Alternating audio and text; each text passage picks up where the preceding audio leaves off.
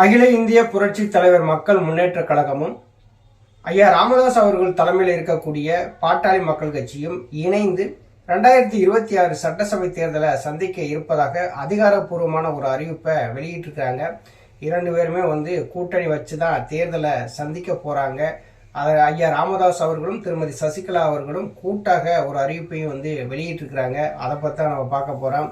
அனைவருக்கும் வணக்கம். தொடர்ந்து ஆதரவளித்து வர அனைத்து அன்புலங்களுக்கும் மிக்க நன்றி. ஃபர்ஸ்ட் டைம் இந்த சேனலை நீங்கள் பார்க்குறீங்க அப்படின்னா சப்ஸ்கிரைப் பண்ணி பாருங்கள். வாங்க வீடியோக்குள்ளே போகலாம். ஐயா ராமதாஸ் அவர்கள் தான் பாட்டாளி மக்கள் கட்சியினுடைய நிறுவன தலைவர். மகன் அந்த கட்சிக்கு தலைவராக இருந்தார். ஐயா ராமதாஸுக்கும் அன்புமணி ராமதாஸுக்கும் இடையிலே ஏற்பட்ட அந்த கருத்து வேறுபாடு காரணமாக பாட்டாளி மக்கள் கட்சியை இரண்டா பிரிஞ்சிருச்சு. ஒரு பக்கம் அன்புமணி ராமதாஸ் நான் தான் பாட்டாளி மக்கள் கட்சி அப்படிங்க, இன்னொரு பக்கம் ஐயா ராமதாஸ் நான் தான் பாட்டாளி மக்கள் கட்சி, நான் தான் இந்த கட்சியை உருவாக்குனேன் அப்படிங்கிற நிலைமையில இருந்தாலும் தேர்தல் ஆணையத்தின் மூலம் எங்க பக்கம்தான் பாட்டாளி மக்கள் கட்சி இருக்குன்னு அன்புமணி ராமதாஸ் உறுதிப்படுத்திட்டாரு. அன்புமணி ராமதாஸ் தலைமையில் இருக்கிற பாட்டாளி மக்கள் கட்சியை தான் அதிமுகவும் கூட்டணி வச்சிருக்கிறாங்க.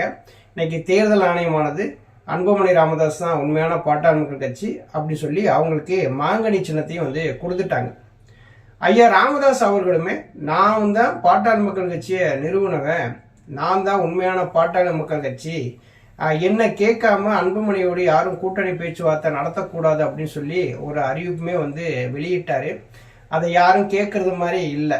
உண்மையான பாட்டாளி மக்கள் கட்சி அன்புமணி தான் அப்படின்னு சொல்லி தெரிஞ்சு போச்சு. ஐயா ராமதாஸ் அவர்கள் எப்படியாவது பாட்டாளி மக்கள் கட்சி தன் கைக்குள்ள கொண்டு வரணும்னு சொல்லி பெரும் முயற்சி எடுத்து தன் மகளையே காந்திமதி அம்மாளையே செயல் தலைவராக போட்டிருக்காங்க.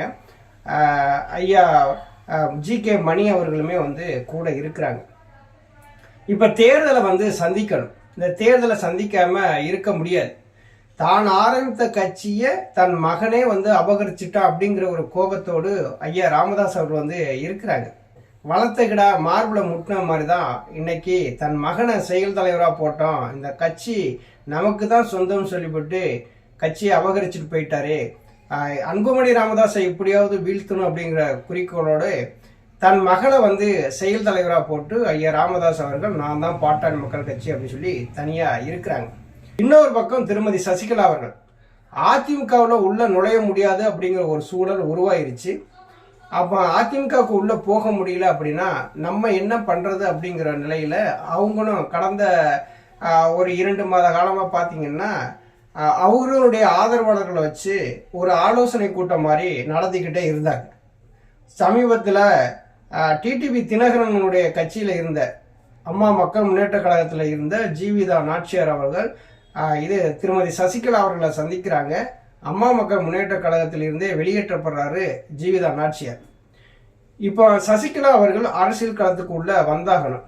அவங்க என்ன பண்ணாங்க, ராமநாதபுரம் மாவட்டம் பசுமன் பக்கத்தில் இருக்கக்கூடிய கோட்டமேடு அப்படிங்கிற ஒரு இடத்துல ஒரு பொதுக்கூட்டம் போட்டு கட்சியில நான் கடந்து வந்த பாதை, நான் இப்படியெல்லாம் அவமதிக்கப்பட்டிருக்கேன், நான் உங்களை நம்பி களத்துக்குள்ள வர்றேன், நீங்க தான் என்ன ஆதரிக்கணும்னு சொல்லி தனியா ஒரு கட்சியவே கட்சியினுடைய கொடியை அறிவிக்கிறாங்க. முதல்ல கோட்டமேட்டில் தான் கட்சியினுடைய கொடியை அறிவிக்கிறாங்க. அதிமுக கொடி தான் இது. பேரறிஞர் அண்ணா, சென்ட்ரல்ல புரட்சி தலைவர் எம்ஜிஆர், இன்னொரு பக்கம் புரட்சி தலைவி அம்மா. அந்த பொதுக்கூட்டம் முடிந்த உடனேயே ஒரு 2 வார காலம் கழித்து ஒரு கட்சியவே அறிவிக்கிறாங்க. அந்த கட்சியினுடைய பெயர் புரட்சி தலைவர், அகில இந்திய புரட்சி தலைவர் மக்கள் முன்னேற்ற கழகம் அப்படிங்கிற ஒரு கட்சியை ஆரம்பிக்கிறாங்க. நடிகர் விஜய் அவர்கள் சினிமா துறையிலிருந்து அரசியல் துறைக்கு வர்றாரு. அவருக்குன்னு ஒரு ரசிகர்கள் கூட்டம் பலமா இருக்குது.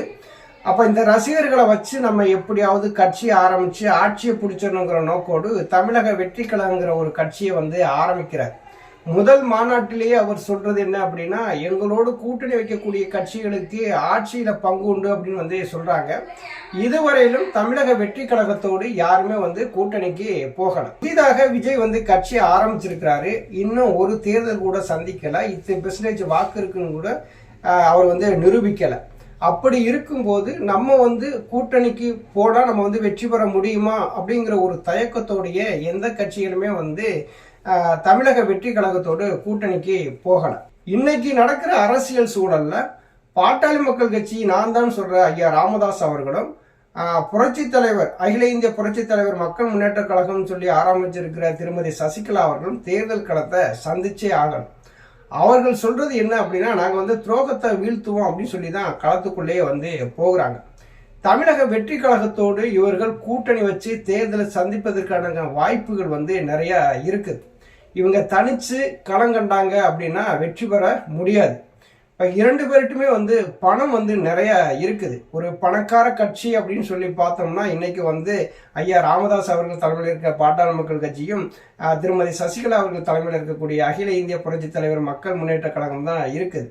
அப்போ இவங்க ரெண்டு பேருமே நிற்கக்கூடிய வேட்பாளர்களுக்கு செலவு செய்யக்கூடிய தகுதியில இருக்கிறாங்க. ஐயா ராமதாஸ் அவர்களுடைய நோக்கம் என்ன அப்படின்னா, எப்படியாவது அன்புமணி ராமதாஸை வீழ்த்தணும். வட மாவட்டங்கள்ல பார்த்தீங்கன்னா வன்னியர்கள் மக்களுடைய பெருவாரியான வாக்குகள் இருக்குது.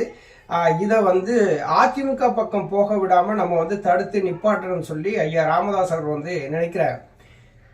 திருமதி சசிகலா அவர்கள் நினைக்கிறாங்க அப்படின்னா, எடப்பாடி பழனிசாமியை வீழ்த்தணும்னு சொல்லிவிட்டு அவங்க ஒரு தனியா வியூகம் வகுத்து தென் மாவட்டங்கள் நோக்கி நகர்ந்து அங்கே ஒரு குறிப்பிட்ட இடங்கள்ல நம்ம வேட்பாளர்களை நிப்பாட்டணும் அப்படின்னு சொல்லி அவங்களும் வேலை செய்யறாங்க. திருமதி சசிகலா அவர்கள் ஒரு வேட்பாளர் நிப்பாட்டுறாங்க அப்படின்னா கோடிக்கணக்கில் செலவு பண்றதுக்கு அவங்கள்ட்ட நிறைய காசு இருக்குது. எப்படியும் ஒரு குறிப்பிட்ட அளவுல வாக்குகளை பிரிச்சாவது நம்ம அதிமுகவை தோக்கடிச்சிடணும்னு சொல்லிவிட்டு தான் அவங்களும் வேலை செய்யறாங்க.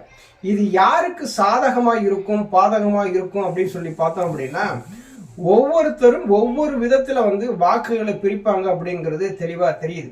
2021 சட்டசபை தேர்தலில் டிடிவி தினகரன் அம்மா மக்கள் முன்னேற்ற கழகங்கிற ஒரு கட்சியை ஆரம்பிச்சு தேர்தலை சந்திச்சார். அவர் சந்திச்ச தேர்தல்னால அதிமுக தோல்வி சந்திச்சிருச்சு, ஆட்சி இழந்துருச்சு அப்படின்னு சொல்லி பரவலாக பேசப்பட்டு வந்தாலும் ஒரு குறிப்பிட்ட இடங்கள்ல அதிமுகவுக்கு சாதகமாகவும் இருந்திருக்கு, பாதகமாகவும் இருந்திருக்குது. இப்ப இடையில மக்கள் நீதி மையமும் நாம் தமிழர் கட்சியும் அவங்க தேர்தலை 2021 சந்திச்சது இரண்டு கட்சிகளுக்குமே மிகப்பெரிய ஒரு இழப்பா தான் இருந்தது. அதிமுக திமுக இரு கட்சிக்கு இழப்பா தான் இருந்தது.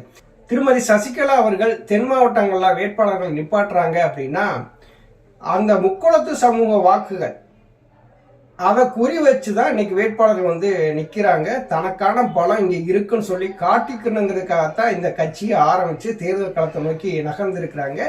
அதிமுகவோட சேருவதற்கு வழி இல்லாத காரணத்தினாலதான் இந்த மாதிரி ஒரு சூழல்லாம் உருவாயிருக்கு திருமதி சசிகலா அவர்களுக்கு. டிடிவி தினகரன் 2021 சட்டசபை தேர்தலின் போது என்ன மாதிரியான ஒரு தாக்கத்தை ஏற்படுத்தினாங்களோ அதே மாதிரி திருமதி சசிகலா அவர்களால் தாக்கத்தை ஏற்படுத்த முடியுமா, அதிமுக தோல்விக்கு ஒரு காரணமா அமைவாங்களா அப்படின்னு சொல்லி நீங்க கேட்டீங்கன்னா அதுதான் இங்க இல்லை. இப்ப டிடிவி தினகரன் அதிமுகவோடு கூட்டணி வச்சுட்டாரு. அதிமுகவோட கூட்டணி வச்சு அவங்க தேர்தலை சந்திக்கும் போது அந்த தென் மாவட்டங்கள் இன்னைக்கு இருக்கிற சூழ்நிலையில அதிமுகவுக்கு சாதகமா தான் இருக்குது. இந்த முறை அதிமுக தென் மாவட்டங்கள்ல அதிக இடங்களை பிடிக்கும் அப்படிங்கிறது மக்களோட நம்பிக்கையா இருக்கு.